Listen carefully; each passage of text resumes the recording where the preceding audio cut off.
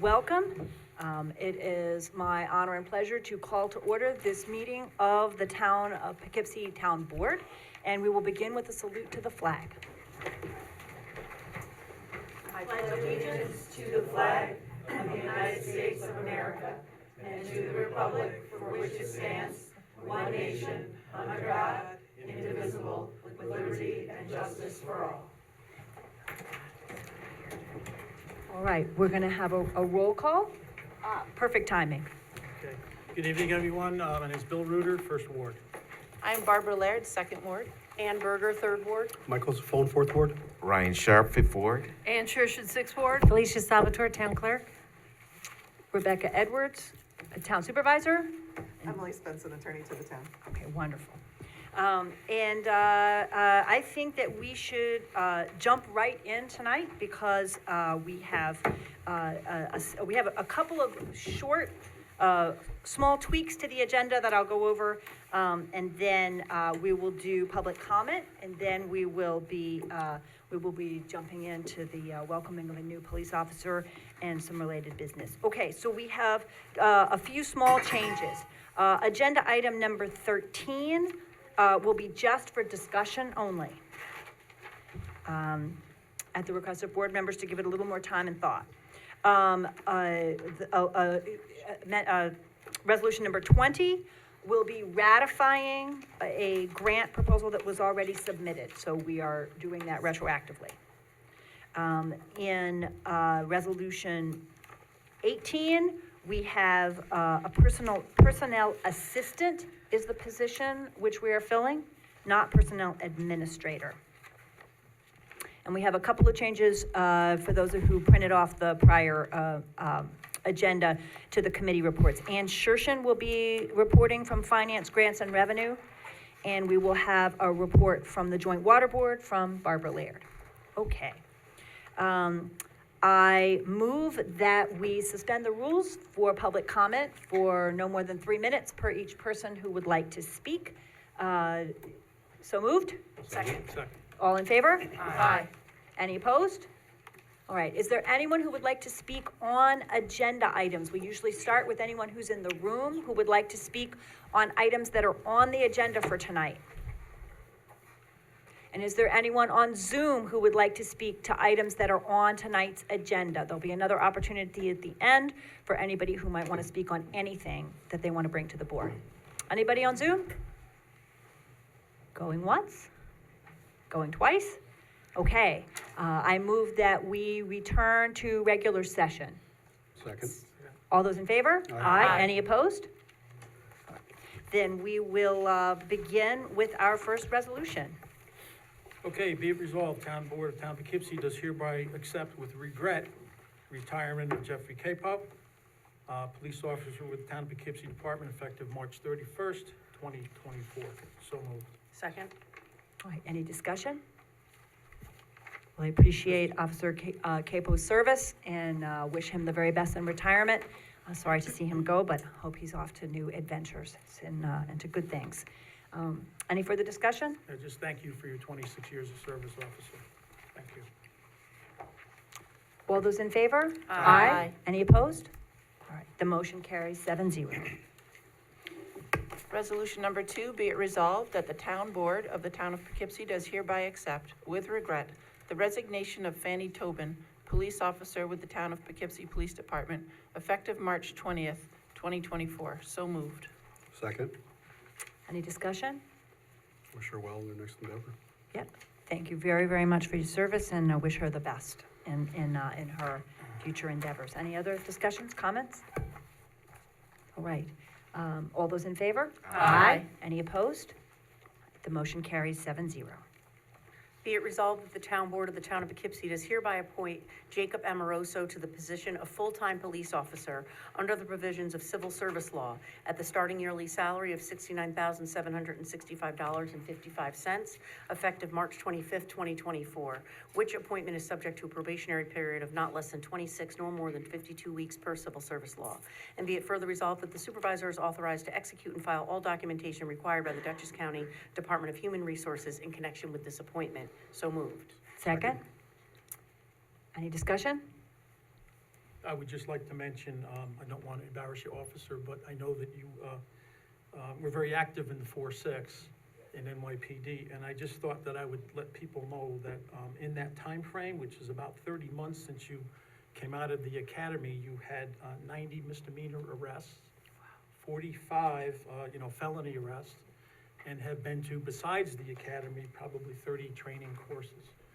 So thank you for your service and your activity, and we look forward to having you on our team here in town of Poughkeepsie. Welcome home. Thank you very much. I think we actually have to vote. Hold on. All those in favor? Aye. Any opposed? Okay, the motion carries 7-0. Welcome and thank you very much.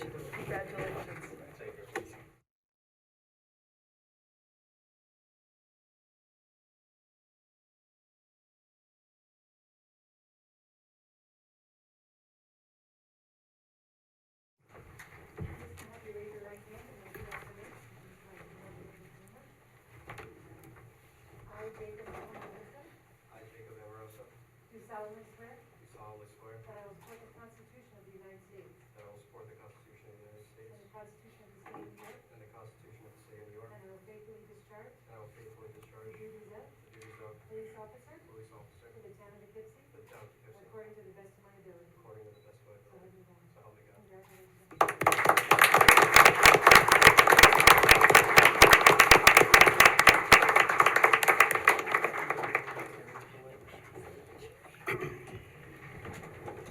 All right. And resolution number 4. That would be me. Be it resolved, Town Board, Town of Poughkeepsie is hereby appoint Laura Hunter to the position of part-time school crossing guard with the Police Department at a salary of $12.50 per hour effective March 21st, 2024, which is appointment is subject to a probationary period of not less than 8 or more than 26 weeks per civil service law. And be it further resolved, Town Supervisor is authorized to execute and file all documentation required by Dutchess County Department of Human Resources in connection with this appointment. So moved. Second. Discussion? Delighted to welcome Laura Hunter as a school crossing guard. Thank her very much for stepping forward for this job. Any discussion? All those in favor? Aye. Any opposed? The resolution carries 7-0. Resolution number 5, be it resolved that the Town Board of the Town of Poughkeepsie does hereby authorize the supervisor or her designee to sign a lease agreement with National Business Technologies for 5 copiers and maintenance thereof to be located at the Town of Poughkeepsie Police Court for 5 years ending 2029 at the monthly cost of $899. Said lease to be subject to modifications acceptable to the attorney for the town. And be it further resolved that the Town Board further finds that it would not be in the best interest of the town to solicit alternative proposals or quotations for such service. That the Town Board finds that this is a type 2 action requiring no environmental review. So moved. Second. Any discussion? That's a very good price, I mean, for copiers. It's a very good company. I just like to say, in looking at it's very well thought out, and looking at this lease agreement, if we were to have to buy everything, it would cost much more. And then we would have to maintain it, and then we'd be left with old equipment. So, and then we have the training included and the moving, so it's a very Yeah. well thought out proposal. Thank you. And there is a conversation in town hall about, this is for the police only, and we are discussing what the situation is in town hall as well, Yes. on the basis of this. So, there are complications, there are always complications, but this gets us a renewal there at the police. Okay, all those in favor? Aye. Any opposed? The motion carries 7-0. So now we have a presentation by, So, Presentation for 200 Manchester Road. we did not have a workshop meeting last week. We put the presentations as part of this meeting and welcome guests to talk with us about this and another proposal here. So these will not be votes, but presentations.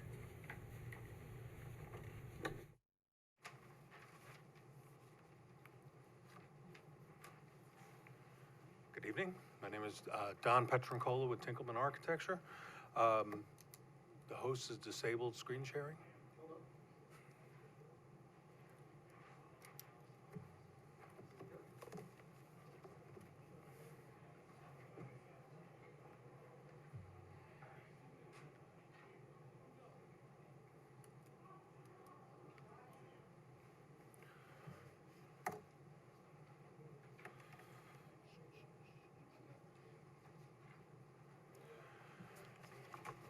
All right, good evening.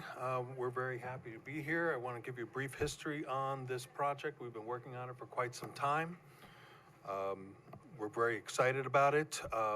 In December of 2022, we initially presented this project to the Town Committee of the Whole. Following up in January, we conducted our first pre-application meeting with the town. In August of '23, we submitted an application for a change of zone to the town board and presented in September. In December of '23, we presented to the planning board for the first time, and the project underwent a fairly significant redesign based on that input that we received from the planning board, which was very valuable. Made the project significantly better. In February, we conducted a second pre-application review with town planning, and we intend to follow up on the redesign with a submission to the planning board this month to review in April. A little bit of information on the site itself. There are 2 parcels. I'm not sure if you can see our coaster. It is right here. They're to be combined into a single 3.1 acre lot. It fronts on Manchester Road at the signaled intersection with Spy Hill Road. The site has a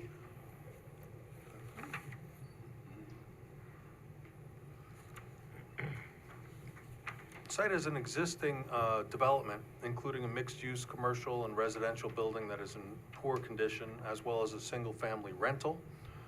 The site slopes up approximately 30 feet in grade to the south end of the parcel. There are 38 residential parcels on Spy Hill and McIntosh. There is approximately a half acre of land in a DOT right-of-way separating the parcel from Manchester Road.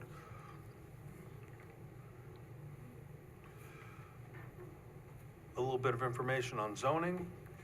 The parcels are currently zoned BH and R20. They're located right here. A request to rezone to an RM district is submitted. There will be a few variances required. Parcel itself is bordered by institutional with the Vassar property in green, heavy industrial across the road, and single-family residential uses. The RM districts in the town tend to be kind of isolated pockets, and all of them adjoin these types of uses, institutional, R20, and industrial.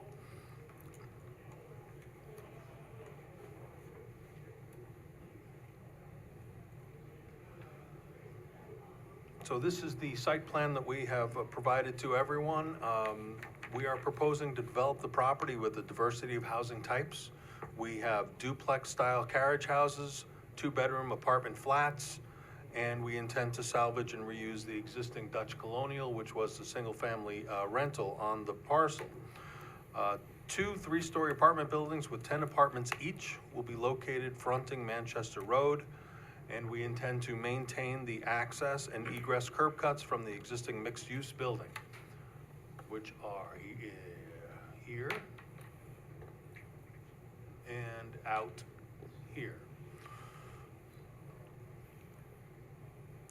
We are showing 40 parking spaces along with a few single-story garage bays that serve the apartments on what is essentially what I'm referring to as a lower campus.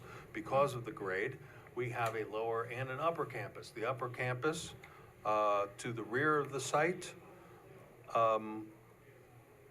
will have the 2 carriage houses, which have a total of 8 apartments, 4 units each. They're duplex style.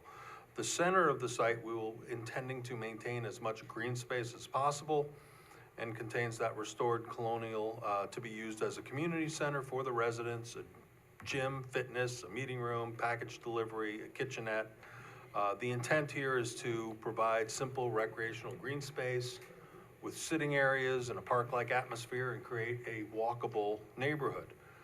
The upper campus has the 2 2-story carriage houses and each of those have private garages. The site itself will have a total of 28 dwelling units.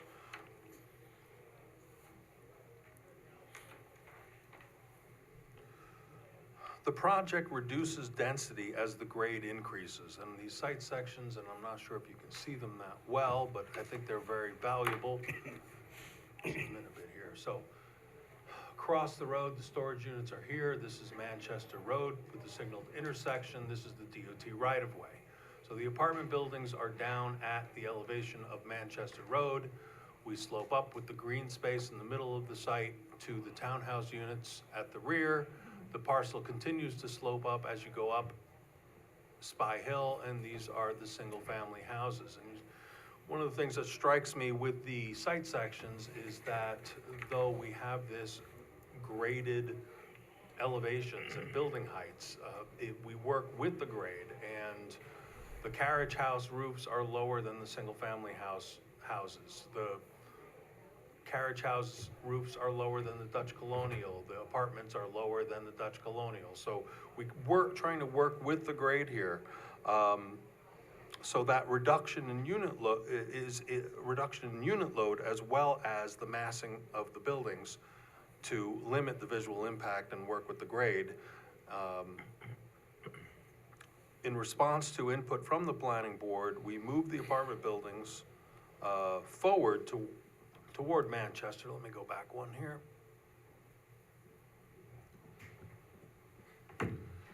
So we moved the apartment buildings forward toward Manchester to bring those buildings down in elevation and make the grading work with the site. We have also lightened up the building material color palette as requested by the planning board, so we hope that they're happy with that.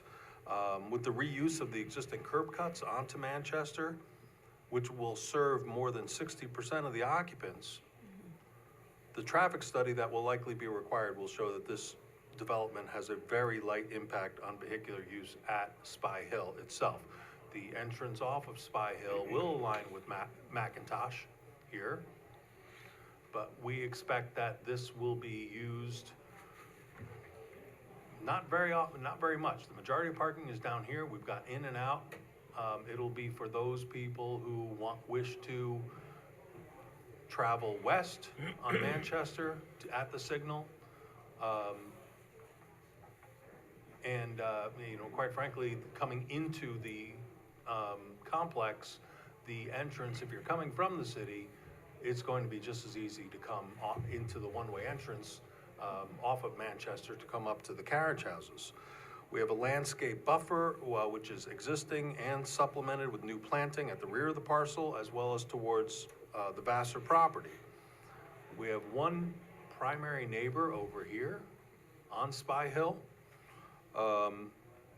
who we have been in touch with. He is in favor of the project. We do intend to meet with all the neighbors through the coordinated efforts of Ms. Shershin. We have some rendering views that we want to share and give you an idea what this project will look like. So this is a view from Manchester Road at the egress road to the parking area in between the two apartment buildings. So you get a sense of how this grade moves up to the rear. You see the Dutch Colonial in the middle and the carriage houses to the rear. This is the entry road. This is the intersection at Spy Hill that is signaled.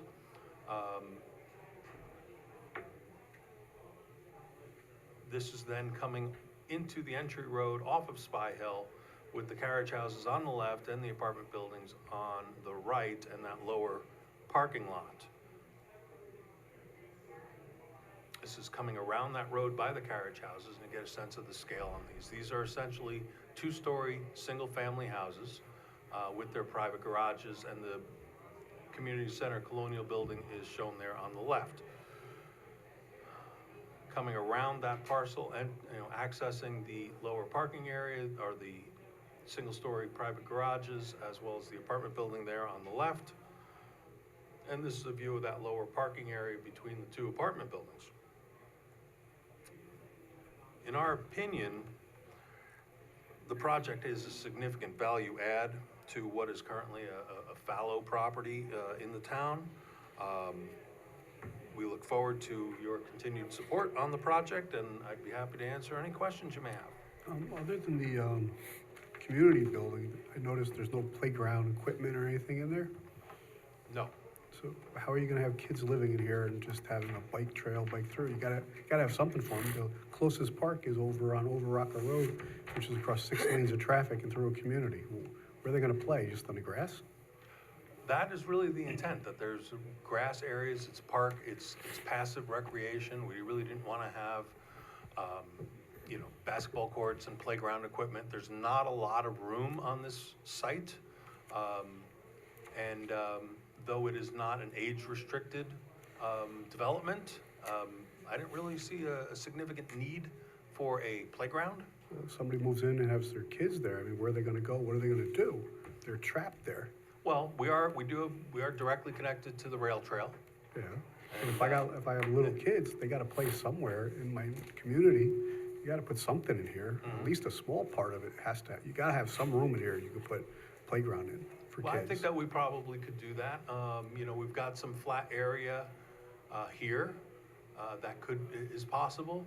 This is the DOT right-of-way, so there's nothing we can do in here. But the grade here is fairly significant. You see the stairs down, so we got a lot of grade to work with here. And I would imagine the neighbors would not want to see any kind of playground towards the rear of the parcel. Well, you have all that room by the community building, right there, behind the 3 bays. That's a perfect area for a playground. You gotta have It something is for kids to possible go to. we can adjust some grading there to make that work. But we've got I believe those are 2-foot contours. So we'd have to work that out. And certainly I'd like to try and do that without having to do a retaining wall, which has, its own safety concerns, particularly associated with a playground area. I mean, you're asking for a rezone to connect the parcels. I think you really should put something in there for children and families with young children. There's no park near there, and you just can't walk up and down a rail trail and play. All right. Yeah, but I mean, there's, you're asking for a big lift, so, add something that's gonna make it worthwhile. but there's currently no park now for the 38 houses that are there too, and there are young children living in those. Those are single-family houses. You They're know all what you're getting when you single-family buy there. But this is actually, they didn't ask for a zoning change when they bought their home and they have a backyard. This is asking for a zoning change and making a project that's gonna make money for the developer. So I don't think it's too much to ask to put a park in there for kids. Can you talk a little bit about the mix of apartments you're planning? I think 2 bedrooms and some 1 bedrooms and studios, and All of the units will be 2-bedroom units. In the apartment buildings, they are all flats, and there are 10 units in each apartment building. The townhouse carriage houses are 2-story units, living room, dining room, kitchen on the first floor, 2 bedrooms on the second floor. thanks. And can you talk a little bit about the way the project intersects with the rail trail being right there?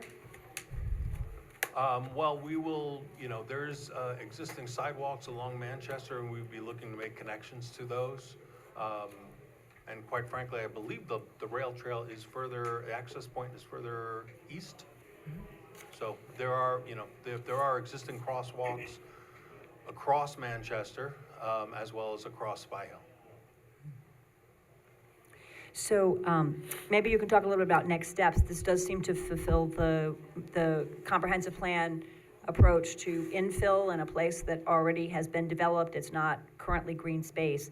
And I was at the planning board meeting where there was the conversation about the color palette and height and so forth. So obviously the next step is you take this back to the planning board for their review of your changed proposal, right? Yes, we'll be responding to all of the engineering and planning comments received, and also providing the updated layout to them, the updated design of the buildings. That will be in the 25th of March is our deadline for the April meeting. So that is our plan. That's what we're currently working on. The intent is to keep it fairly simple, rather than investing in, again, a full landscape redesign and full stormwater management and all the utilities. We want to make sure that we've got planning board buy-in before we go and do that further engineering. So it would be that's our next step. Okay. Any other questions? Yeah, just forgive me, sir, if I missed it, I see that there's decks. I'm sorry. Is that what I'm looking at? I mean, I have my glasses are a little out of adjustment here, but these, are these front decks on these units? Is that what I see? It's like- No, on the apartment buildings? or Yeah. Yes, so what we've done is, I'm sorry, the townhouses. okay, let's talk quickly about the apartment buildings. In the apartment building, we're trying to make it feel like a 2.5 story, so the third story is built into the roof. So we've, whereas we would have 4 units on the first and second floor, the third floor only has 2 units, it's built into the roof. And, so you see that section there on how that works, and you can see we have, where's a good shot? So we've kind of got a little decks, front and back on the apartment houses here for those, third floor units. And on the, carriage houses, we have a kind of covered entrance here, at each unit, which would be the entry to each unit. And at the rear, though we don't have a rendering on that, the intent there is just to have a on-slab patio, but no second floor deck. I see, thank you. Okay, well, I think you've kind of come up with a creative solution to dealing with the height problems they had of the buildings. Yeah, although it's unfortunate, when they flipped, there used to be a big green area in the middle, which would have been ideal for the playground, but it got sacrificed by having to move the apartments down lower and putting their parking lower on the property. Yes, while we could have developed the upper campus with more parking and have less parking in between the apartments, I thought it was extremely unrealistic to expect that someone who lived in the lower campus would park on an upper campus and have to go downstairs, a set of steps 12 feet to enter an apartment and potentially walk up to their unit. So that's why we developed this area. And what we are doing in order to meet the parking requirements, which is, I believe, 2 parking spaces per unit, plus visitor parking, we end up being a little bit over our maximum impervious surface. So we are looking to have all of the parking spaces as pervious pavement. That's why those are shown in white, as opposed to the drives, which would be impervious. So we're doing everything we can to try and meet the standard. Thank you. Anybody else? Further comments or questions?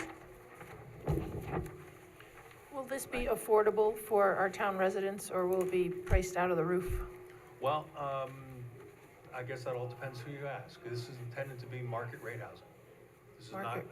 intended to be subsidized, low income, or, tied into any particular affordable housing project. We would Thank you. expect, in our current economy, these units will cost between $350,000 to $400,000 per unit to construct. They will all be rentals. That's what I was gonna ask. The townhouses are also rentals. Yes. Okay. Well, since you're asking for a zoning change, though, you could ask them to build a few apartments that would be subsidized, or that could be let for a little cheaper, maybe a little, not so on par with the full specs they want, but you have the right to ask that. So they could build 5 or 6 units, maybe not perfect with, different materials, maybe a little offset to save a little money. But that's your right when you have somebody that's coming in for a rezoning. Well, this is a really good moment for the board to talk about what our priorities would be. Would it be making it child-friendly? Would it be making all the units a little bit more affordable? Would it be making some units affordable? Ann has been talking with everyone in the neighborhood, so I think I'd love to hear from you sort of what your thoughts are about that, because this is your ward.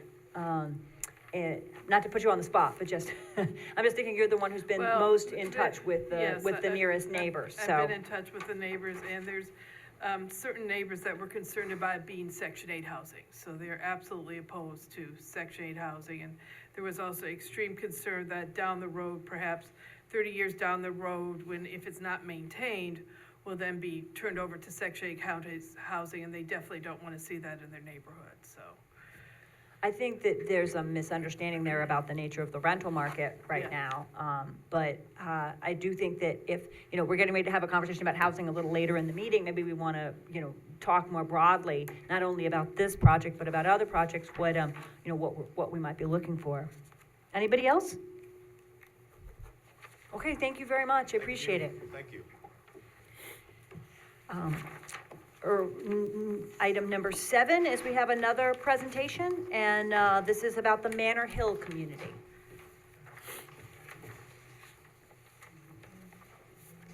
Recording stopped. Somebody has Recording in progress.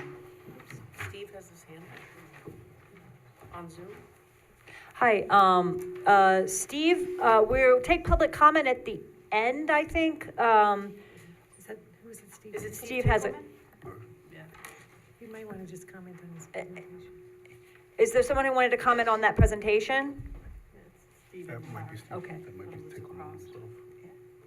Do we want to take comment on each presentation, or have that at the end of the meeting? We could ask if we just there's- finished it, yeah. we could ask it. Oh, Steve, if you want to speak to the presentation we just heard, that would be fine. If you want to take your 3 minutes now. Well, the person's here to answer. Or it might be an accidental hand raise. Yeah. Nope. How about there? Oh, there you There go. you go. There you go. Can you hear Yep, yep, we can hear you. I just wanted to know if Tinkerman did a traffic safety evaluation off of Manchester Road going up to Spy Hill. That has not been initiated yet, but we expect that would be a part of the planning board process. Okay, so a traffic study has not been done yet, but it was anticipated that it will be done as part of the planning board process. This needs to go back to the planning board, which asked for some changes in height and color palette and some other related things, and as it moves forward through the process, there will be a traffic study. Thank you. You're welcome. Great. Okay, and now we're gonna do Manor Hill Community. Good evening. My name is Christian Paggi. I'm the engineer for the applicant for this project.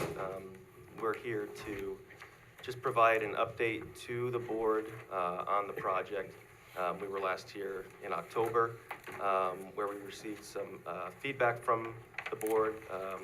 There's obviously some new members, so it felt appropriate to come back again before continuing the process with the planning board. So again, I'm really here to provide a broad overview of the project. It's a little bit of its history and to answer any questions that any of the members have. The project involves a rezone from zone R20 to RMH, mobile home, to allow for essentially an extension of an existing mobile home park. The existing mobile home park is Manor Hill, off of Van Wagner Road. It's approximately, I believe, 64 homes. The subject property is immediately adjacent to it, and is currently proposing 14 additional units with a new connection, a new driveway and road access from North Grand Avenue. Currently, it's proposed to have that connection, that road connect to the existing mobile home park, so there would be now two access points to the park for both the residents and for emergency vehicles. This project was first presented to the town board in 2017, where 21 units were originally proposed. Prior to going to the planning board initiating, we came in front of the board to just get some feedback, how it would be received, considering it was a rezone was going to be required. Initial feedback was positive, mostly due to the merits of the affordable housing associated with the project. So after that, we went to the planning board. Seeker was initiated. The planning board was declared their intent to act as lead agency, and we dove into the site plan review process. In 2018, there was a failure of the septic system of the existing mobile home park.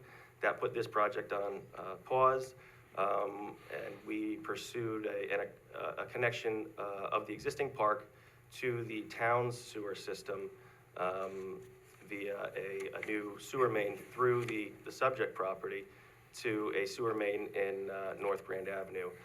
That required a sewer tenancy agreement.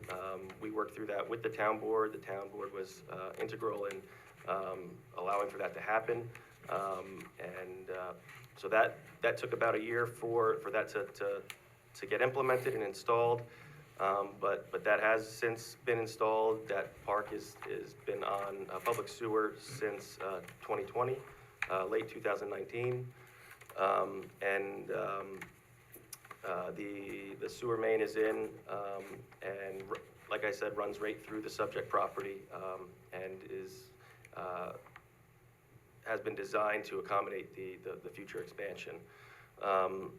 We went back in front of the planning board to continue the review process where we were hashing out concerns relative to wetland impacts and also traffic. The project had gone through several iterations. It went from 21 units to 18 units. We actually obtained a permit from the Army Corps for the 18 units.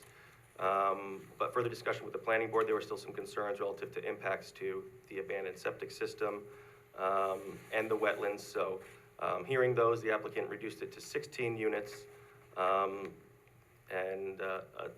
Another wetland permit was applied for from the Army Corps and since obtained. We also had a traffic study done to address concerns relative to the new access from North Grand, potentially being used as a cut-through between Van Wagner and North Grand Avenue. That traffic study was completed, and the consultant HVEA engineers did not find that it would be probable that would be used as a cut-through. And they also offered several suggestions to mitigate if there was still a concern, all of which that the applicant is open to considering. Those items still have to be reviewed by the planning board. Again, before getting in front of the planning board, we thought it was, and the planning board agreed, that we appear before the town board, considering that this is all contingent on a rezone due to the time that's passed, the new members. So, like I said, we were here last year for the first time in June, where the town board expressed some concerns relative to open space. So open space, affordable housing, two things that were already brought up this evening too. So, so hearing that, the applicant agreed to further reduce the unit count to 14 units to provide some area of open space for a potential recreation area for the residents. We also met with the prior supervisor and with Mike's phones out at the site to look at not just the site, but the view shed from adjacent properties. The Grand Meadows subdivision is immediately adjacent to this property, and there were concerns relative to screening and buffering and impacts to that subdivision. I don't want to speak for Councilman Safone, but it appeared that after that meeting, a lot of those concerns were mitigated just after seeing the amount of vegetation and the elevation difference between the project site and Grand Meadows. So that pretty much brings us up to date. Again, we're looking forward to getting in front of the planning board. We're hoping that our next appearance with the planning board, we're able to come to a seeker determination, after they review the traffic study. Again, we have the Army Corps permit in hand, and I believe that we've addressed most of the comments, and I believe all of the outstanding significant comments in order to obtain a seeker determination, at which point we would then be coming back in front of the board for consideration of the actual rezone petition. So that is the history in a nutshell. If you have any questions. Okay, thank you very much. Other questions or comments? You did a good job explaining everything, and you're right that there is everything we asked you mitigated very well, and I'm happy with the project, the way you got it set up. Do you have a sense of what affordability means in this context? So they will be double-wide manufactured homes. I believe I don't know what the current rate, the current price of those is, but at the time, a year or two ago, I believe they were around $200,000. But I can get that information. The intention with the size of these lots and the quality of the homes, it's intended to be more of a higher quality, similar to what would be offered at like the Gables for comparison. They are larger lots than you would find in a typical mobile home park. Again, the construction of these homes is intended to be of higher quality. It would be typical structure as a mobile home park where they would be tenant owned and then there would be a lease lot, so. Okay. Tenant owned with a lease lot, with the Exactly. leasing the With a lot. land lease, yes. Got Yep. it, got it, great, thanks. Anybody else? I just wanted to ask, so we started off, November of 2017, 22 lease lots, and now we're down to 14 lease lots? Yes. Okay, thank you. All right, any other questions? All right, thank you very much, we appreciate the presentation. Thank you. Chris. Thank you. Okay. I think we are on to number 8, I Yes. think. Be it resolved, because I didn't get to actually read anything yet. Okay, Okay, it's my turn. all right, your turn then. Be it resolved that the town board of the town of Poughkeepsie does hereby set the 17th day of April 2024 at 7 PM at Town Hall, Town of Poughkeepsie, 1 over Rocker Road, Poughkeepsie, New York, as and for the time, date, and place of a public hearing to consider amendments based on the review and opinion of the town's traffic engineer, JMC Consultants, to the Town Code, Chapter 195, entitled Vehicles and Traffic, specifically 195-36, Schedule 1, Traffic Control Signals, and 195-44, Schedule 9, Stop Intersections, with the language to be added underlined and the language to be deleted stricken as follows. And it's going to be stricken the intersection of Fulton Street and Inwood as a traffic control signals, and added stop signs at Fulton Street, in both directions at the intersection of Inwood Avenue, and at Inwood Avenue in both directions at Fulton Street. And be further resolved, the town board of the town of Poughkeepsie does determine this traffic control change is a type 2 action requiring no environmental review. And be further resolved that said local law, if adopted, shall become effective immediately upon filing with the Secretary of State. So moved. Second. All right, discussion about this public hearing? About the setting of this date? Anybody? No, I actually think I've been going through there a lot recently, and I think it's a really good idea. The stop sign will fit very well there. Well, this is because the light there is old. We don't have the parts for it anymore. To put a new light in would be about $100,000. So a four-way stop is the safer method here. The residents I know I've talked to are in favor of this. They've wanted it for a long time. If you ever lived next to a light, you would know that you don't want to be there when people are stopped at the light and they're talking loud and radio's blaring. This way they roll in, they roll out, and keep it moving. So also the traffic study that we had to get done by the state to do this wanted to leave Fulton Street wide open from 9G to 9, which would have been a foolish move. And we have local construction coming in, possibly on Inwood. So this is a good safety factor, so I'm happy that you guys will approve it. Okay. Any other discussion? Right, all those in favor? Aye. Any opposed? Right, the resolution carries 7-0. Okay, I guess in order here then, I would be next, or whoever. Barb, I was gonna do number 9. Barb, Then yeah, you go I'm- for it. I'm gonna defer to Barb, there. Me on the too, second- all yours. Because she did such an excellent job with this, and Oh, I think she's ready to go, so. This is setting a date for a public hearing on a town code amendment. And this comes from the Code Update Committee. There's a law. The proposed local law is entitled "A Local Law to Amend Chapter 177 of the Code of the Town of Poughkeepsie," entitled Subdivision of Land, and Chapter 210 of the Code entitled Zoning, to clarify the definitions of dwelling units, revise the incentive zoning provisions, and make related revisions.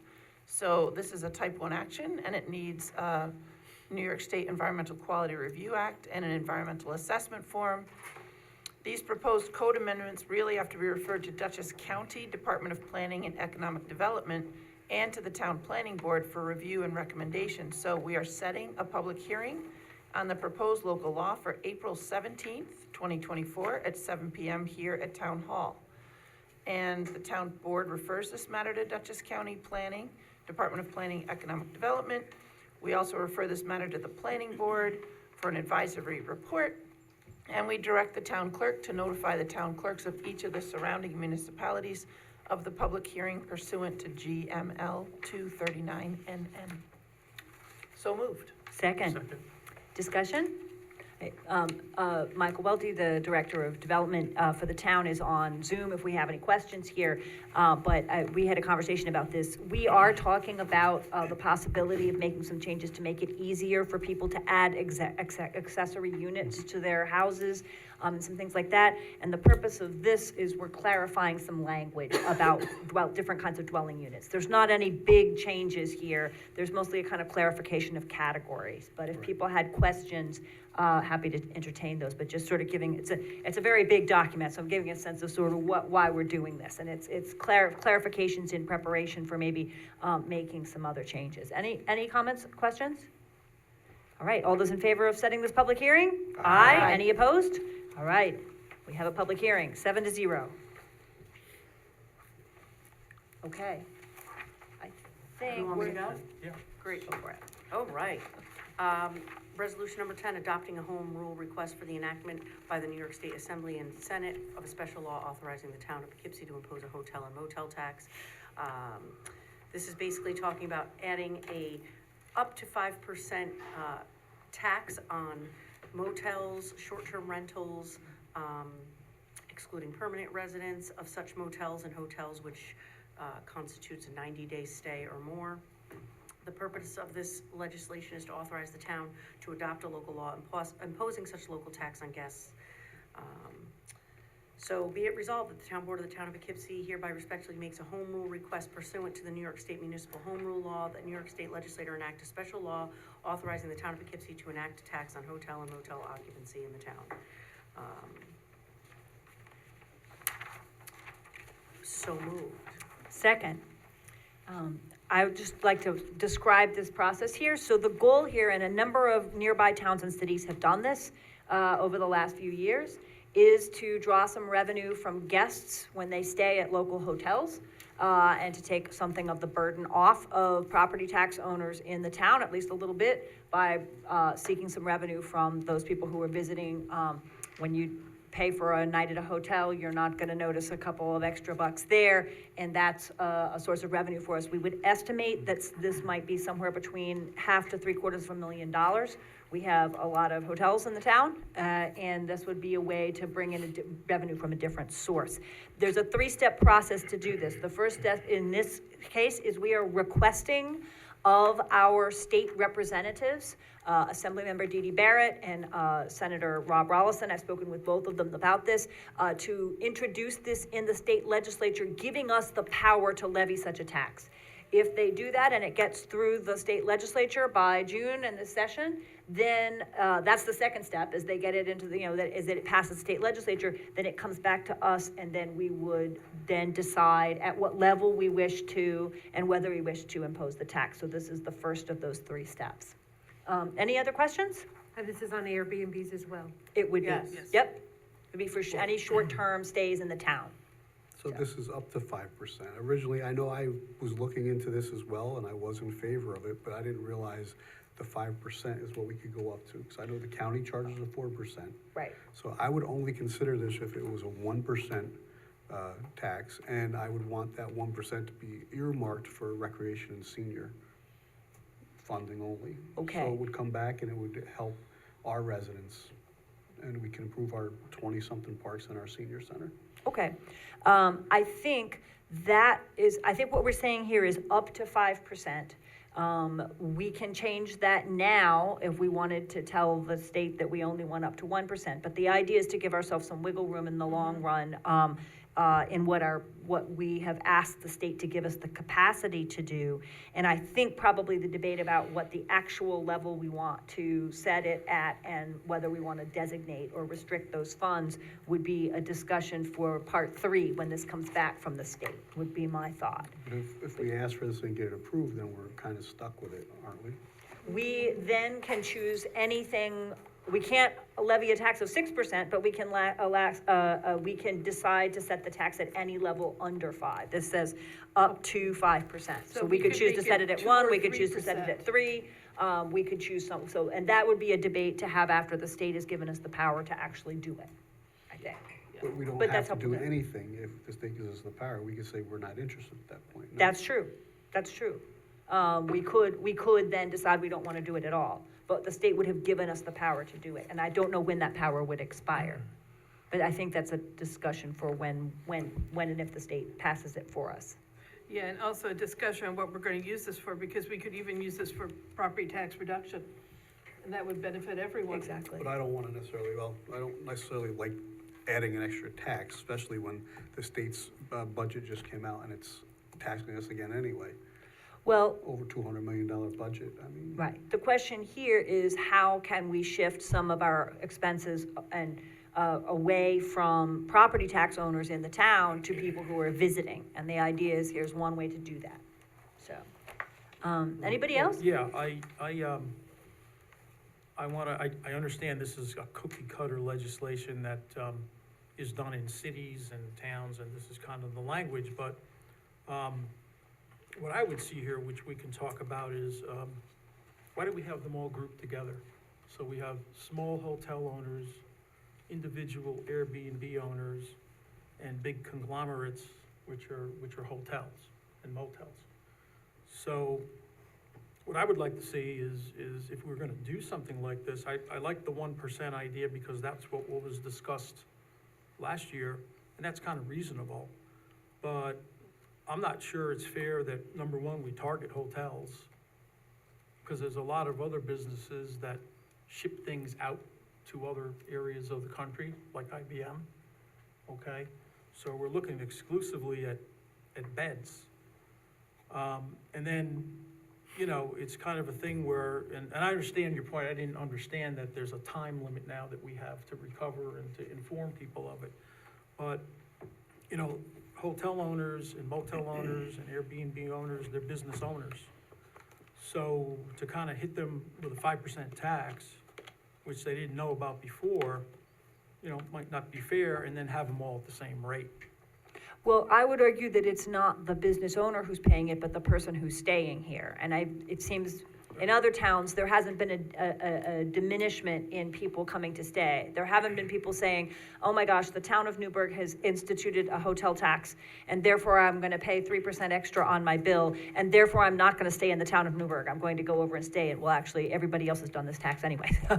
You have to look around for a town that doesn't have this tax. But the burden is on the visitor, not on the business owner, unless there was evidence, which there hasn't been any so far, that this would deter people from coming and staying at those hotels or Airbnbs. The owner would just pass it right on. I know I Right. go a lot of Yep. places, and so when Exactly. I go to Aruba, it's much more per night than it is when I go to New Hampshire. That's right, The taxes are different depending on where I go, and it's all in everything that I signed to go that's there. right. So it's designed to be passed on. Yeah. Anybody else? Yeah, and I'm not sure, do we have any small hotel owners? I think we only have corporate hotels and Airbnbs in the town. I'm not aware of anybody else who has a. We have the Vassar Alumni House and some places like that would be the only ones I can think of, and Airbnbs. Can you rent those out privately? I don't know about the one that is about to be opened. Yes, Yeah. that's open to it's open to the public. I just thought I'd bring that up again. Yeah, but that's gonna be an inn, and it's Yeah. 50 rooms. I Yeah. wouldn't call it small. No, that's not small, but Yeah. that is big. So, yeah, I'm just gonna add that we saw the reaction to the Airbnb and the people who need to rent rooms and the people who need help. So if they're hit with additional 5%, this is an additional tax. This doesn't count the 4% occupancy and the 8% sales tax. This is on top. Yeah, but Airbnb collects that. It goes right on to the people staying there. Yeah. And I they pay it directly, so the person who owns the property deals with none of that. Okay. Anybody else? Are we ready to vote? Do we have any, well, I guess you want to hear from the public first, or you might Um, want to say something? or- yeah. But No. it's not a public hearing, so. Not yet, maybe. I think if we get to the point where the state passes this and we come back and we make a decision, it's clear that if we get to the point of having the powers to enact this tax, we're gonna have a very lively meeting about whether or not we wanna enact this tax and at what level, right? But I think in terms of deciding whether or not we wanna ask the state for the power to do this, it seems like we're ready to vote. I think we should be provided the chance to enact the tax, or if we don't say yes to this, then we have no discussion later. Anybody else? Are you ready to vote? Okay, all those in favor? Aye. Any opposed? Abstain. Okay. The resolution passes 6-0 with one abstention. All right. And I think, Board Member Safone, you are up next. Alrighty. Number 11. Whereas on February 19, 2024, the town of Poughkeepsie Information Technology System was subject to a cyber event, and whereas the town's contracted information technology consultant, Computer Systems Integrators Incorporated, CSI, recommends an advanced, broader, and more complete level of protection known as Cyber Sentinel Managed Detect and Respond Recurring Service powered by Blackpoint in the amount of $13,932 for 1 year. Now therefore be it resolved, the provision and payment for the system upgrade is a type 2 action requiring no secret review, and be it further resolved, the supervisor is designated as authorized to contract for these upgrades on terms acceptable to her in the amount of $13,932. So moved. Second, discussion? So this is something we would not have done if we had not had the cyber event, but it has been in place. It was in place first as a free trial. We believe it's for 1 year only until we have taken such other measures as we voted for at the last meeting, which is to move our email to Exchange Cloud and to take some other measures. So we don't think this will be an ongoing cost. We will also be submitting it to our insurance carrier because we undertook this as a response to the attack on Sunday night of President's Day weekend. So we'll see what the carrier says, but we're hopeful that this is going to be covered because it was part of our response, which prevented, including Tim coming in at 3 a.m., prevented there from being a breach. So that's the context for what this is, and it has been at work keeping an extra careful eye on every computer in the system to make sure that we're not having any further intrusion. All right, any other discussion? All those in favor? Aye. Whoops, did you have something to say? I did, but that's okay. Yeah, go for it. I'm gonna vote for it. Okay. But yeah, no, this is, the key word here is detection, and I think Tim will agree with me on that, is that, all the signals and the signs and, plain English that happened before an attack are gonna be now more apparent, because we're gonna see the indicators, and that's the key point of this. Extra layer is what we already have. Absolutely. So, thank you, Supervisor Edwards, for bringing this forward. Absolutely, and thank you to Tim and to CSI, which have been working diligently on it. All those in favor? Aye. Any opposed? All right, the resolution carries 7-0. Resolution number 12, whereas public knowledge of Town of Poughkeepsie government depends on access to live and recorded meetings of the Town Board, Planning Board, and Zoning Board of Appeals, as well as other special meetings and events, the town wishes to make such live and recorded video available regularly and consistently on 2 cable channels and on its YouTube channel. Additional opportunities may exist for expanding cable programming provided, for example, by Poughkeepsie Public Library District or other local public entities. Now, therefore, be it resolved that the town issue an RFP to contract for professional service at a rate of $1,000 per month to oversee videotaping of broadcast of meetings and additional programming on those channels as appropriate. So moved. Second, any discussion? What would be paying the last person that did this? I forgot. We had a contract for $38,000 for the year, Yeah, this which we did not renew in January. Yeah, and this is So- a significant savings. So we have saved a great deal. We aren't, I think, fully making use of our cable channels, and Tim could definitely use some help with evening meetings and oversight of getting our meetings broadcast on 3 different cable channels and then potentially also onto YouTube as live streamed. And this would enable us also to do a little bit more on getting calendar events out there, and people are able to use the cable channels to find out about events that are coming up. We're exploring whether we might be able to broadcast events for the library district or for other kinds of local programming that we could add. And this would give us a little more bandwidth to explore that, as well as making sure we've got our meetings well covered. Any other discussion? Okay, all those in favor? Aye. Any opposed? The motion carries 7-0. Resolution. Yeah, and resolution 13 has become a discussion now. Do you want it read first, or?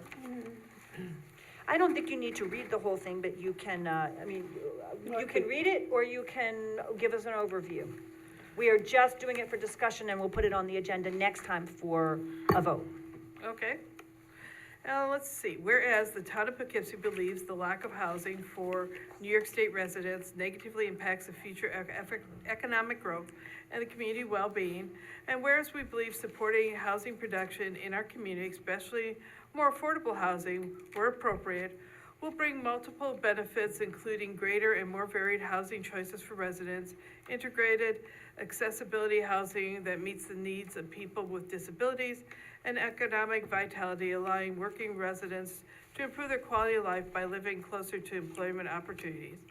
And whereas we have affirmed, as stated, the town of Poughkeepsie's comprehensive plan update, that infill development is desirable to reduce sprawl and foster walkable communities, yielding significant environmental and public health benefits. And whereas we believe affirmatively furthering fair housing and reducing segregation is not only required by law, but essentially for keeping our community strong and vibrant. Now, therefore, we hereby resolve, but not today, that the town of Poughkeepsie, in order to take positive steps to alleviate housing crisis, adopts the pro-housing communities plan and will endeavor to, 1, streamline permitting for multifamily housing, affordable housing, accessible housing, accessory dwelling units, and supportive housing. 2, adopt policies that firmly further fair housing. 3, incorporate housing needs into planning decisions. 4, increase development capabilities for residential uses. And 5, interact policies that encourage a broad range of forms of housing development, including opportunities for ownership, rental, family, and senior housing as appropriate for different areas of the town. Okay, so for discussion, we're not moving and seconding because we're not voting. Nope, not. Let me just add a couple of things from what I said last time. I spoke at the last meeting about, I thought, the importance of building for families, which is an issue that's come up again tonight, and for seniors, and for making sure we have home ownership opportunities, and that we make sure that we're building housing that's affordable to members of the town, which are all themes that have come up tonight. This is a state program that encourages towns to provide more housing, to be pro-housing, by helping us go to the front of the line for various grant funding opportunities. The incentives here are that, and also the state is willing to consider making state properties available, which would put those properties on the tax roll for us and able to build mixed income or other kinds of projects. Tim Sickles in the building department has helped me do the math, and in fact, we don't have to pass a resolution. We already qualify because we are supposed to, as a downstate community, it's a long conversation about whether we were upstate or downstate, and no one knew for a while, and they decided we were downstate, that we should, in order to be qualified for the program, we would need to have increased our housing units by 3% over the last 3 full years. And in fact, we built between 2021 and 2023, we gave building permits for 118 single-family homes and for 35 multi-unit projects, which had a total of 537 units, for a total of 655. And by Tim's math, which looks good to me, that would be 3.7%. So we've increased our housing units by 3.7%.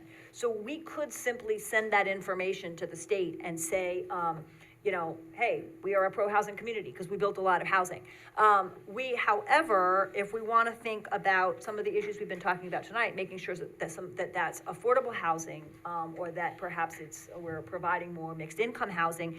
And if we want to apply for grants, and one of the reasons for doing this is to put ourselves in the front of the line for some state grants, having a resolution from the board with an affirmative statement is going to put us in a stronger position to do that. So just I wanted to give that extra information because we were still working on the math last time, and I'm glad to know that we in fact are, we are eligible to tell the state if we apply for grants through the CFA program and other things, we can tell them that we have in fact been building a lot of housing.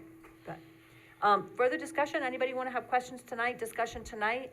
I just want to make a personal comment. When I was running for this position, I didn't think affordable housing was equivalent every single time with Section 8 housing.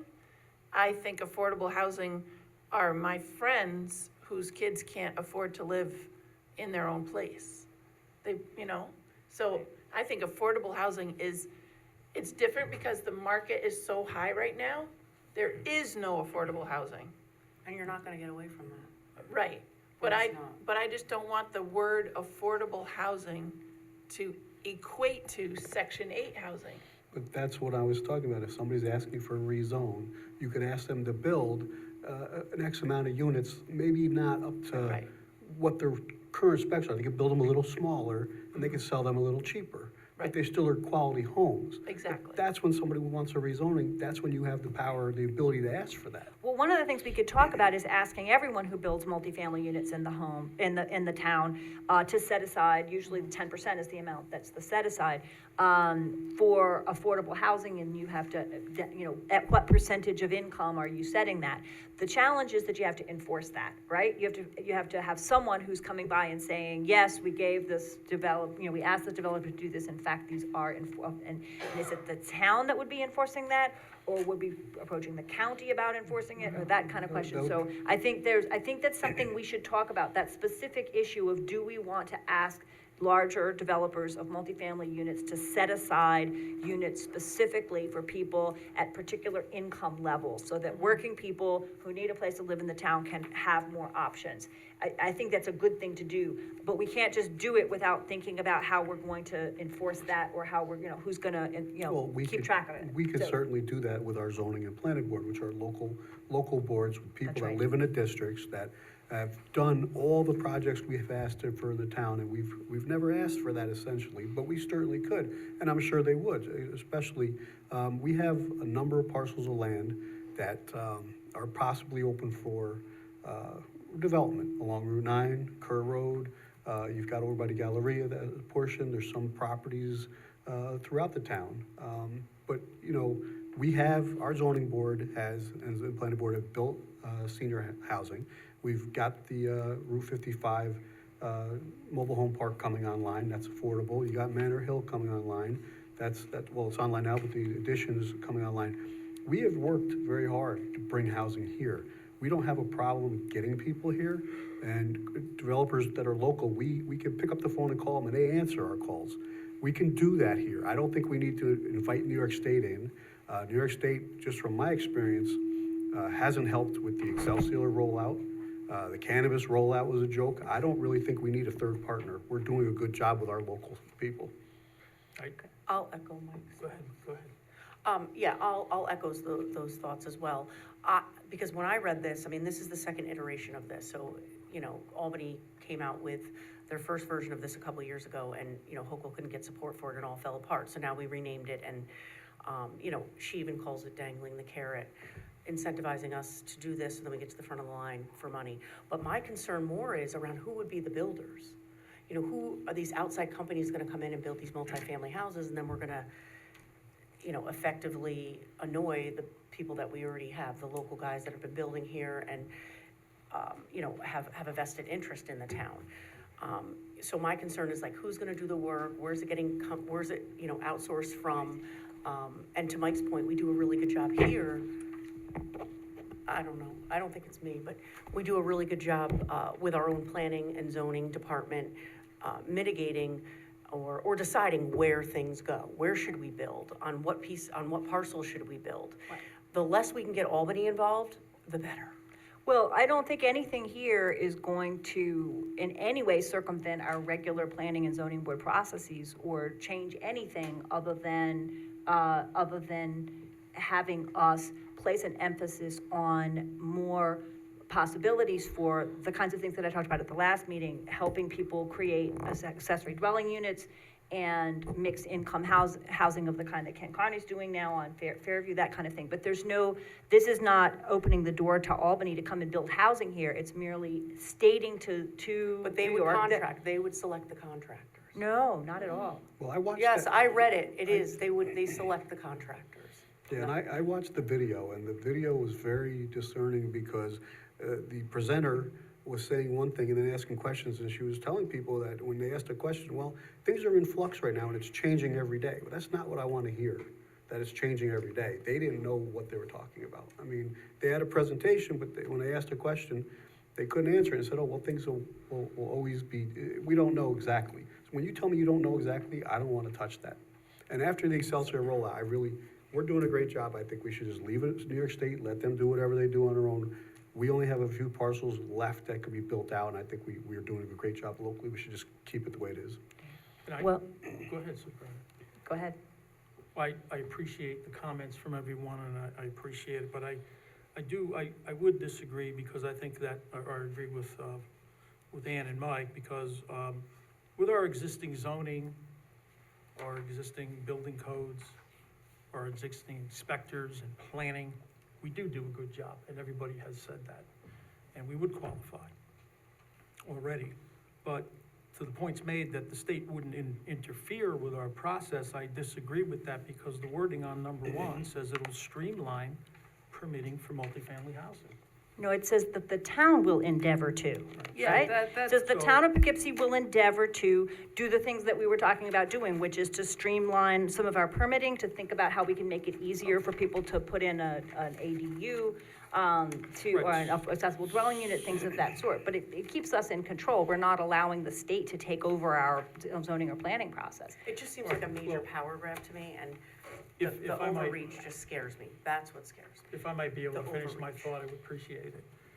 So if they're not gonna do anything, we don't need the resolution. If it's not gonna change, but streamlining means making it easier and, making the process with very little resistance.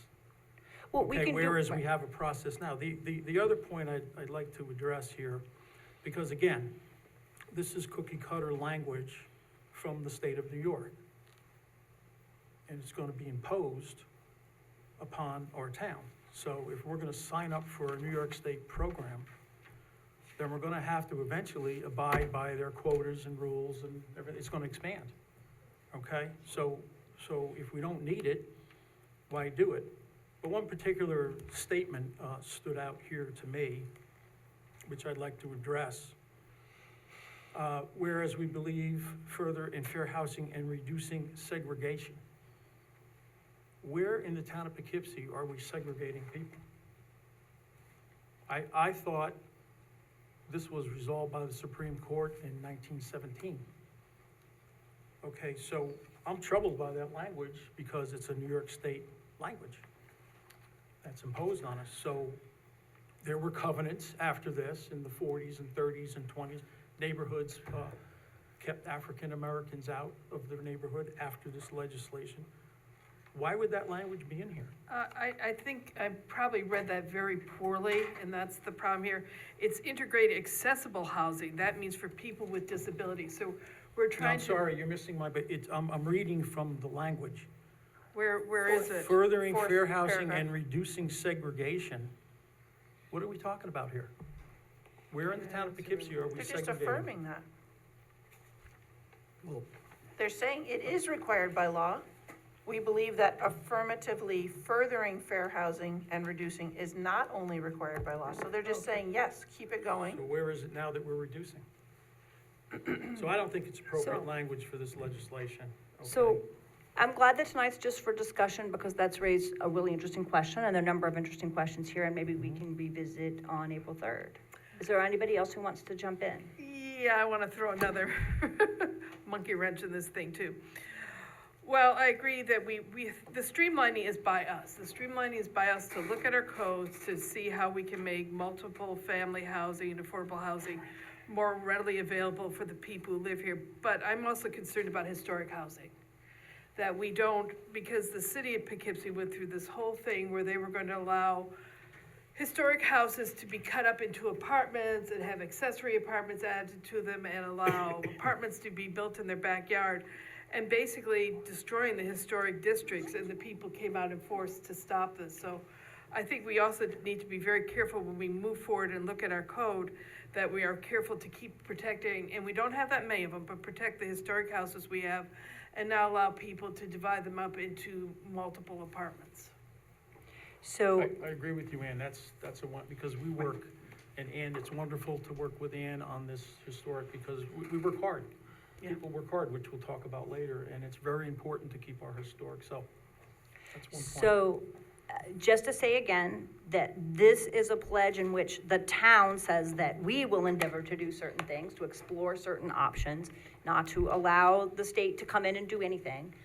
It would open the possibility of enabling this, us to have a conversation with the state about certain properties that are state-owned in the town, that are now entirely off the tax rolls. One of them is a portion of the former Hudson Psychiatric Center, right, among others. And those, adopting the pro-housing community pledge provides the opportunity to talk with the state about handing those over to the municipality for the creation of housing. And I think that's worth pursuing as a possibility, because that enables us to put new property on the tax rolls and to keep it, and also to keep it affordable. And there's some really interesting kinds of projects that are going on out there. And the town zoning and planning would certainly still be, our current processes would still continue. Is there anybody else? All right, let's keep going, and then we'll come back for further discussion on another day. I think we're at number 14, and that's me, right? Yep. Okay, all right, so Eastdale Village Town Center requests a plan change that was approved by the planning board as the 25th amended site plan for Eastdale Village. And one element involves reconfiguring a planned drainage system, and whether to do this, they request to abandon certain proposed drainage easements and revert to pre-existing drainage easements. And since an environmental review has been done, the resolution resolves that the supervisor can execute a modification of drainage system on behalf of the town, which basically goes back to what was originally proposed. And enables them to move forward. So moved. Second.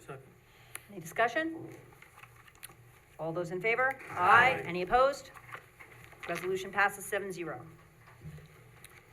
Resolution 15, be it resolved, the town board, Town of Poughkeepsie does hereby award the contract for the Jones Street and Springside sidewalk replacement to Precise Enterprises II Limited at a bid price of $88,800 pursuant to the recommendation of the engineering department. And be it further resolved, the supervisor is authorized to execute the contract with Precise Enterprises II Limited on receipt of all required documentation, including bonds and proofs of insurance coverage. So moved. Second. Any discussion? I just have one question. Has this company done any work for us in the past? Because that's kind of a big price difference. I mean, I've never heard of them. We've repaired, this isn't the sixth ward, and we've repaired sidewalks in the past. With Precise? With this company? No, Well, I'm just looking at all the other bids, and I know the other companies for the most part. I've never heard of this company. I just don't know if they've done any work. Because that's a pretty good difference between the second The town engineers, Mr. Bozak and others did write and say that they looked into the bid and they feel confident that this is a high quality provider, and they don't have any concerns about the company. So we did get, I did get an email about that. So beyond that, no, I don't know that they've done work in the town before, but they did check it out. So, okay? Any questions? Other discussion? All those in favor? Aye. Any opposed? The motion carries, resolution carries 7-0. Okay. This resolution number 16, be it resolved that the town board of the town of Poughkeepsie does hereby ratify the supervisor's execution of an application to the New York State Archives for a grant from the Local Government Records Management Improvement Fund to complete a document management project in the town clerk's office. So moved. Second. Any discussion? All those in Could I- favor? Could I Yeah. just help? I know maybe I'm new here, but I just want to understand. So this is we have 22,000 records from a hospital, This was the, Hudson River State yeah. Hospital. That's their records, right, with 71 death reports?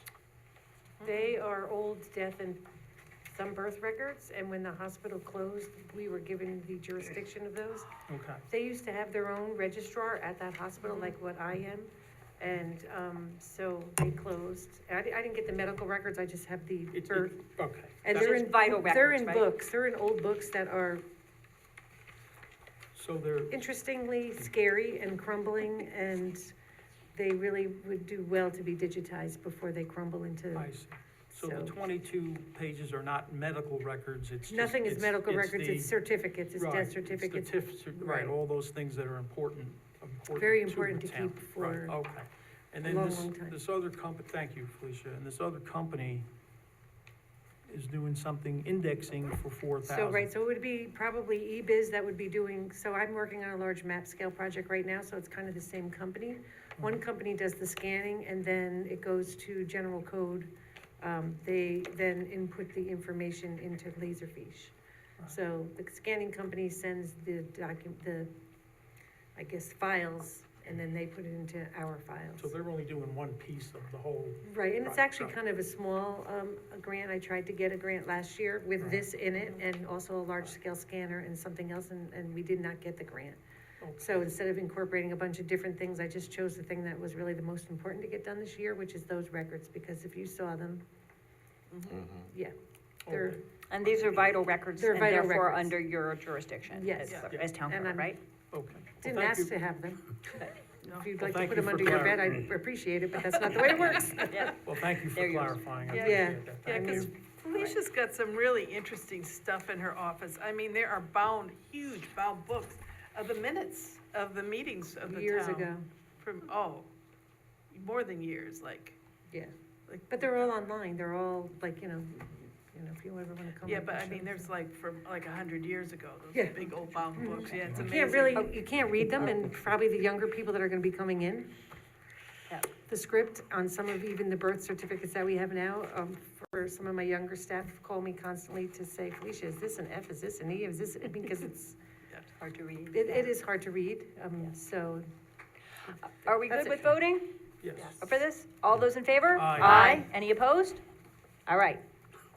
The resolution passes 7-0. Thank you. Be it resolved you. that the town board of the town of Poughkeepsie does hereby acknowledge receipt of a request from Olympia Hotel Management LLC and Vassar College on behalf of the Heartwood, 157 through 165 College View Avenue, for a waiver of the 30-day review period for a liquor license. So moved. Second. All right, any discussion? This is the standard 30-day waiver, right? Right, standard. All right, all those in favor? Aye. Aye. Any opposed? Okay, the motion carries 7-0. Be it resolved, the town board of town of Poughkeepsie does hereby appoint Emma Consiglio to the position of full-time personnel assistant at the yearly salary of $70,000 effective April 8th, 2024, which appointment is subject to a probationary period of not less than 26, no more than 52 weeks per civil service law, and be it further resolved, the supervisor is authorized to execute and file all documentation required by the Dutchess County Department of Human Resources in connection with this appointment. So moved. Second. Any discussion? I know Rebecca and Ann interviewed Emma with me, and we were very impressed by her. I think she's gonna be a great fit here in the town, so I'm glad we were able to get her. Very glad to welcome her, and glad we're able to have a fairly small gap here between the departure of our personnel assistant, administrator, and someone new. And So- she's appearing on an eclipse day, so that's interesting. Yeah, April 8th, that's the day of the eclipse, so. Yes, it is. Okay, any further discussion? All those in favor? Aye. Any opposed? All right, Who welcome to seconded Ann. that? I'm sorry, I missed it. I think I did. I think Okay, that Barbara did, sounds yep. good. And, All right. Resolution Resolution 19. carries 7-0. Okay, then we have some notifications to legal. They are some notice of claims. Collier versus Town, Deer Creek Sewage. And then I just have an event correspondence notification that I'm gonna read into the record, and we have an event coming up on April 6th, on Saturday. It's gonna be held at the Germania Festival site, and it is an event held by Mark Foundation, and it's gonna be called the Day of Hope. If anybody would like to come, this is a really important event going on, and it's gonna be held from noon to 7. And all the proceeds from this event will be donated to the Mark Foundation, and this is actually in memory of a son of some people that I know, Joyce and Gary Schoeneman, and it's, they lost a son to the dreaded, problem with opioids and stuff, and so this is a really important foundation. How much And I think does that it cost to come? the cost, I really don't know, but you can certainly, they have a flyer, and you can go to the Mark Foundation website and find out everything that you need to know. It's April 6th. It's gonna be from noon to 7. And then we have, the second thing that I have to talk about is the Founder's Day on April 27th. That's gonna be held at Vassar Campus. And they're gonna be having fireworks and events for students. They're gonna be having some food trucks, which requires them to get an event permit from me. And so that's gonna be happening on April 27th from noon to 5, and the fireworks are gonna be at 9. If anybody wants to come on my roof, grab a ladder, you can see them really well. All right. And that's the 2 events that I have for the meeting. Okay, great. Now, thank you very much, and we agreed, just a reminder that we agreed that we would not hold a separate workshop meeting and allow our 2 meetings to go a little longer so that we didn't have that 3rd meeting last week. So we're gonna do committee reports and see what people wanna check in and report on committees and liaisons in order to do that as part of our regular meeting tonight. And then I think we'll do public comment at the end for anybody who wants to speak to us on any issue. Finance, grants, and revenue would be the first committee. Ann? Yes, we've met, and actually, one of the first steps you saw tonight was to begin the process to see if we want to establish a hotel tax. And also, we had an additional grant, which Felicia did for her documentation. She really needs the grant, so fingers crossed on that one. And then the next steps that the Finance, Grants and Revenue Committee is we're gonna start reviewing all the fees that we charge and see how much we're charging for fees, which ones make sense, what fees we're waiving, whether that makes sense. So we're gonna go through a review of all the fees that the town charges. Okay. Thanks very much. The next would be senior services. Mike? We met the other day and had our first meeting at the senior center, and I gotta say that they are very active down there. We talked about it as a committee and how we can make it better for the seniors.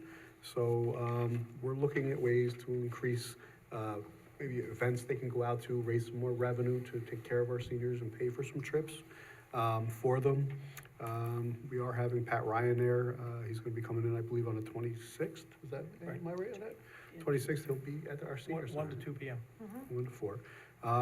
The seniors, we found out, started, they applied for it, well, we knew they applied for the ARP grant for a generator, possibly working on getting a grant for Central Hudson for a heat pump. They did talk about, they had a great St. Patrick's Day event, which was nice. And we're looking to get a new program, just started, Fit and Fun for the future. So we're getting there. We've got a lot of things going on down there. Let's see. And they did start the county started a Go transportation, and that's for seniors to sign up for if they need a ride to any of their doctor's appointments. It's kind of in conjunction with the Dial-A-Ride, but you can look on the website for the county. It should be there. It's called Go. Go, yep, transportation. I'm not quite clear on how that interacts with Dial-A-Ride or what each one provides differently, but, Yeah. So Bill or Ann, did I forget anything that you wanted to mention? No, I think you're right, and we have a wonderful coordinator in Janet McHugh, who does a wonderful job in interacting with the seniors, and I encourage everybody to go there. You know, you get some free coffee, you can bring some donuts, but the seniors really enjoy working and meeting with everyone, so I was just a sad, wonderful group. I had a busy couple weeks. I had so many decorations in my trunk for St. Patty's Day, and I cleaned my car out yesterday. I was like, darn. When's the next coffee with Councilman Reuter? That'll be next month, but that was just to say that's a tough one, because they're very educated, the seniors are up on all the issues, so if you come in to talk to them, be prepared. Thank you very much. Parks, Recreation, and Youth. Ryan? Right, so we had a number of meetings in the past year, well, a number of months with Janet and Barb and myself. Today Frank joined us. A number of activities. They work really hard with the parks that we have, and just to tie in with what Bill and Mike said earlier, I was with the seniors at the St. Patrick's Day gathering, very festive, and a number of them mentioned that but for the senior center, they would be at home staring at walls. So I think it's good on the town that we affirm and allow opportunities for fellowship with those who've given so much to our town, but are older now, and the energy there was palpable. And I want to tie it into the youth because a lot of parents who I met while campaigning said that because of COVID, they had so many of their kids who are addicted to, devices, etc.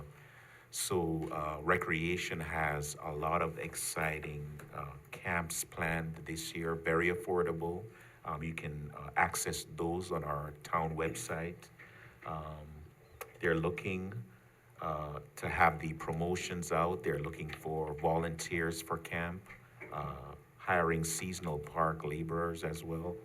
And upcoming, our baseball and soccer teams have openers in early April. Those dates are available on the site as well. So anyone who has children who need to get on the outdoors and to fellowship with other kids, please take advantage of our very affordable summer camps and our leagues.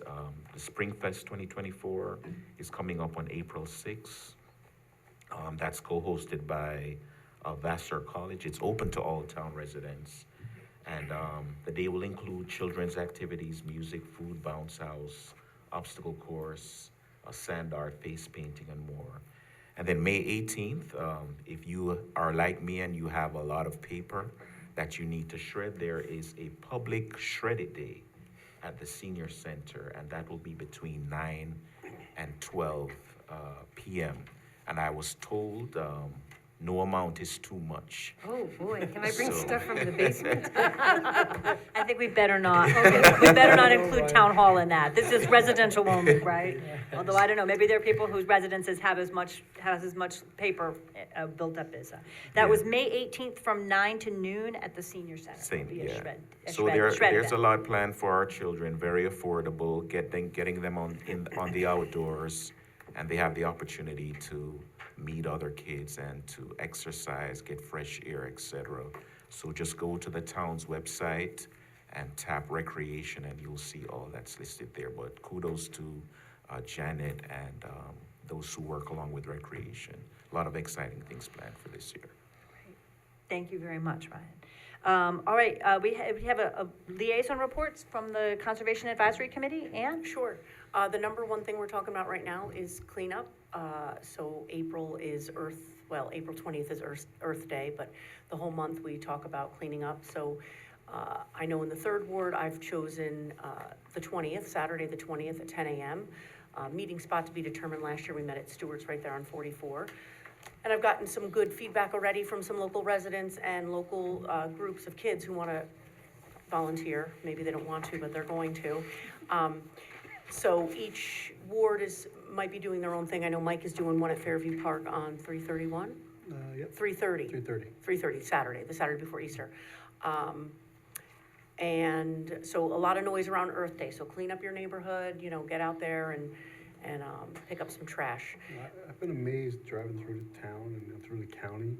It's everywhere. Oh, not it's just, terrible. It's sickening how so many people just toss stuff out the window. It's really unbelievable, especially Friendly this. Lane, I noticed right where Kmart's, oh my God. I was like, Yeah, well, it's today I where saw that. people, don't exist, where Yeah. people aren't walking and Yeah. they think, oh, I'll just toss it here when no one's looking. It's really a shame. The second thing we're working on is talking about bringing composting to the town. So we've done a little bit of research on that and looked at some other municipalities. It's been on the board agenda over the last year. So if you've ever, it's not new news, but we're trying to get it up and running and really draw some interest from town residents on that. And we'll have more details to follow on that. And I think that's really it for right now that the public can kind of get involved with. Okay, and we'll have a lot of information out there about cleanups in April, and thank you to the Highway Department and to a lot of other folks who are helping out with those cleanups. We'll get some of that trash taken care of. The Climate Smart Task Force, Barb? Okay, just have three quick things to report, but as you finish your cleanups on Saturday, April 20th with Ann and Mike and all of us, stop by the Vassar Barn where both the CAC and the Climate Smart Task Force are sharing a table. That's the County Earth Day, and they're having it right here at Vassar Barn instead of going all the way out to Millbrook. So stop by and check it out. We've got a lot of things going on. Is that on April 20th, did you say? Yeah, Yes. the time I did not write down, It's okay. but I forgot. We talked before about the grant and what Mike was talking about, the senior center possibly getting a heat pump.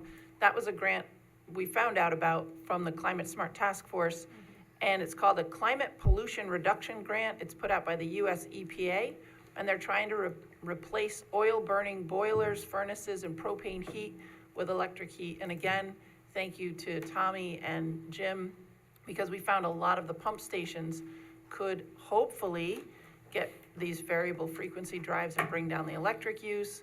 So hopefully a whole bunch of buildings in the water department and the senior center may get these heat pumps, so keep your fingers crossed. We're working on community solar possibilities through Mid-Hudson Energy Transitions. They're a very unique nonprofit. They focus on townspeople in need, but anybody could join their community solar and drop down the cost of their electricity bills. And these options help us get a lot of grant money going forward. And the last thing that we've already launched is a clean energy program. We're looking to find people in all 6 wards who are installing heat pumps in their homes.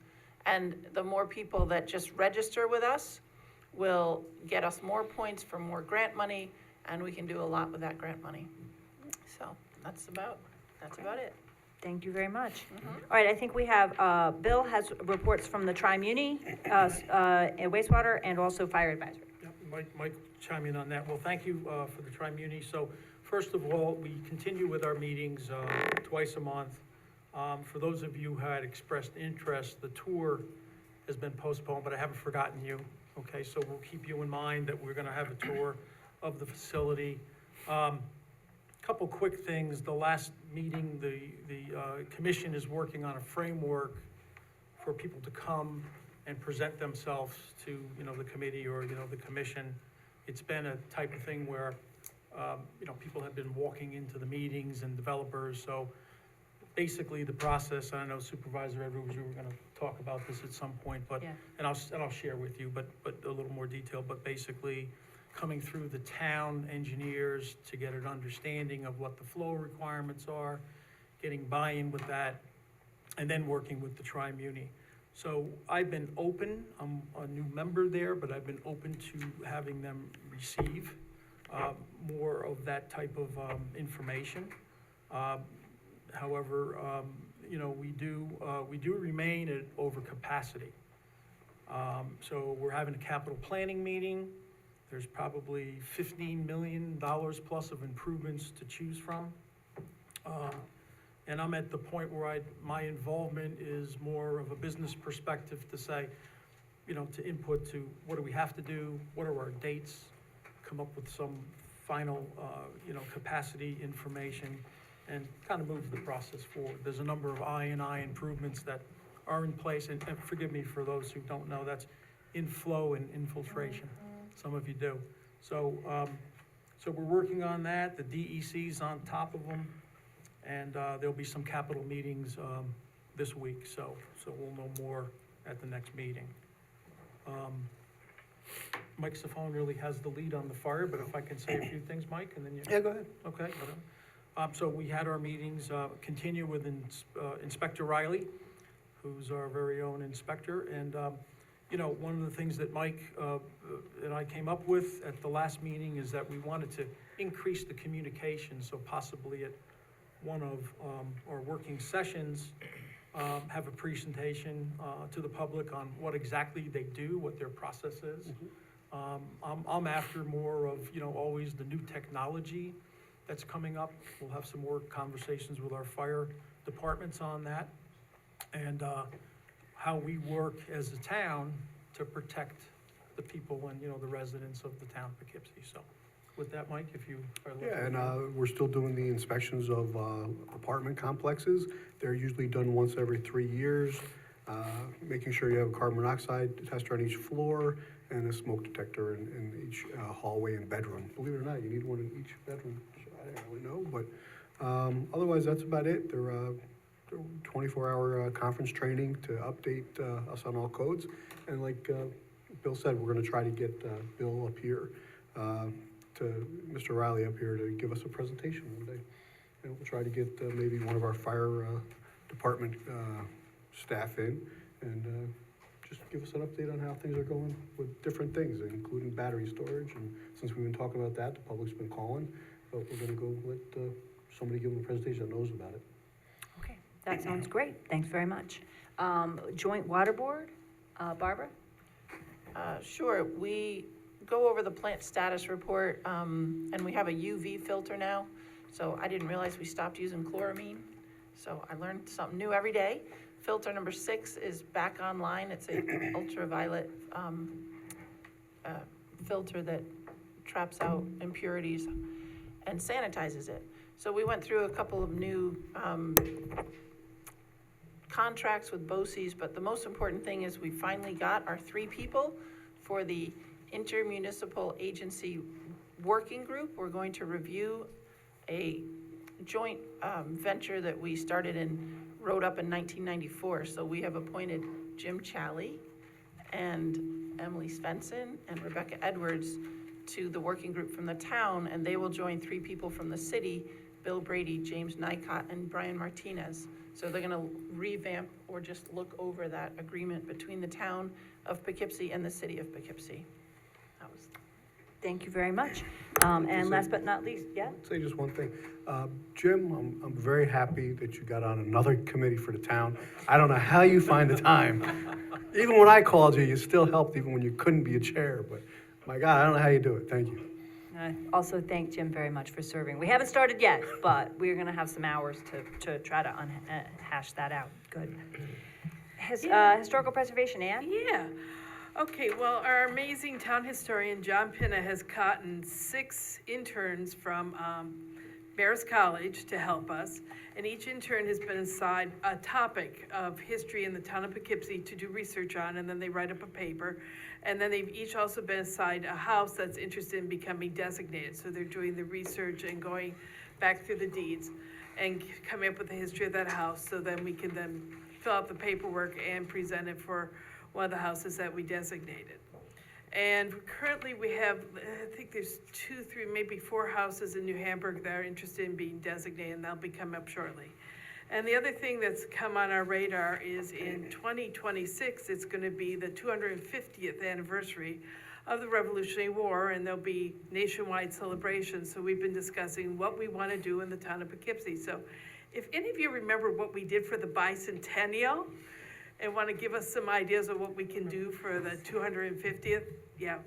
I think I have some pictures that I came across. Yeah. So let John know, let me know, let the commission know. Okay, great, thank you very much. The last thing I would just say is that based on their actions at the last meeting, 2 meetings ago, I think, we put out an RFP and we hired Erica Bushell, who is working on the website and social media for the town, and so you should maybe seeing some more information out there when the highway department needs to get the transfer dates out there and things like that. We'll be able to do more of that. And one thing we want is photographs of all board members on the website, so be aware that at the next meeting, April 3rd, we'd like to take a set of photographs for everybody, so be prepared before the meeting to have a photo, and then we'll get those up there along with a lot of other things that Erica's gonna be working on. We already have better information about the animal control officer out there and some other things that we can do, so. Thanks, everybody. Okay, I move that we suspend the rules for anyone who might want to speak from the public on any topic for 3 minutes. So moved? Second. All in favor? Aye. Any opposed? All right, the floor is open for anyone who's here or on Zoom or in the meeting who would like to speak. Larry?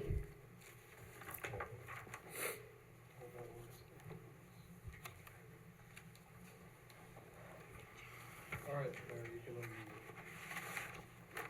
unmute. Hello? Yes, we can We hear you. can hear you. Okay, yeah, the mute blocked me. The mute was on. I just wanted to follow up and, see if anything has happened regarding, back in January, we had presented, Marcia Schwartz and I had talked about the deer killing of Vassar. And at that time, it was stated that there's a good chance you might form some kind of subcommittee about it. And we had also, Marcy and I had also put out the idea that we would like to do a presentation that's longer than the 3 minutes we're only allowed to do at these meetings and discuss that subject. And it seemed like many people were open to that, on the board were open to that too. So I would just like to see if there's any update about this. I emailed about it recently and I haven't gotten any answer back. So I did say that I would speak with Vassar about it and raise some of the questions that were raised here. I did talk with them about alternatives, hunting as opposed to the bait system that they're using now. And there are a lot of concerns about doing that in a fairly small space in an urban area about safety, having hunters, on the property. I talked about the possibility of having the culls less often. The average deer rate of reproduction is about doubling every year. So if you wait, you end up with a much larger problem very quickly. And I spoke about some of the other concerns that people had. I did ask whether we did talk over the DEC. I believe that the cull each year is authorized by the state. And so far as I understand, the town does not have doesn't have an authority over it, on the reserve as Vassar property. But if there are other board members who said that they were going to do something different, then, they can also speak as well. Happy to have you back to talk about it at any time. Anyone else? Any other board members who have followed up? Well, I was invited to a meeting. I gave Vassar a couple of dates and they were supposed to get back to me. They never got back to me, so. Well, the president of Vassar wanted to meet with all the board members, and I think that got to be ambitious, and that we were a lot of people we didn't hear back from, so maybe we can try again. I think that's, I'm sorry. go ahead. No, well, I'm just saying from your comment, it doesn't seem like, I didn't know what your specific viewpoint on this was before, but it sounds like they've pretty much convinced you that it's going to happen in some form based on what you're saying. Is that correct?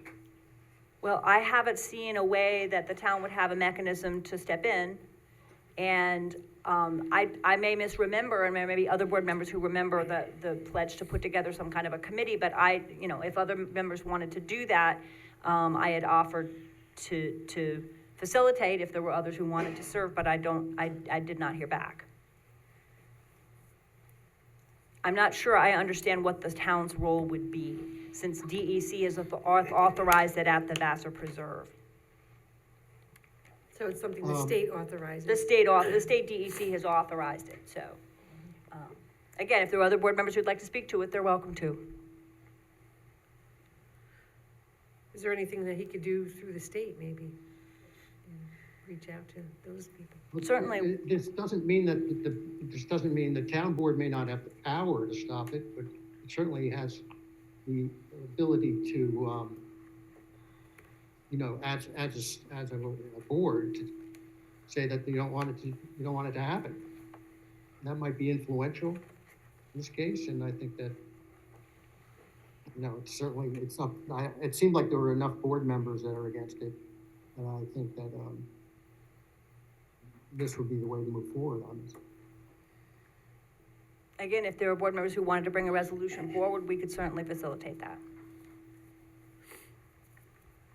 I am an employee of Vassar, and I have recused myself from anything having to do with the college, and that on a fairly consistent basis, so I don't think that would be appropriate for me to do. But again, I'd be happy to facilitate if there are other board members who wanted to bring it forward. I mean, I have numbers for the DEC because I do hunting and fishing licenses in my office, so if Sure. any board member wanted to reach out and take a number, I don't know if you could call there and see if somebody there at those numbers could give you any ideas? I don't know. I'm sure I'm sure the DEC could, it'd be possible to contact the DEC. Just to see if there's something that could be done. I mean, I don't know. And is there any other comment? Anybody else? Anybody else have any comment on any other town issues? Going once? Georgette. Georgette, sorry, Georgette. Hold on. You should be able to speak.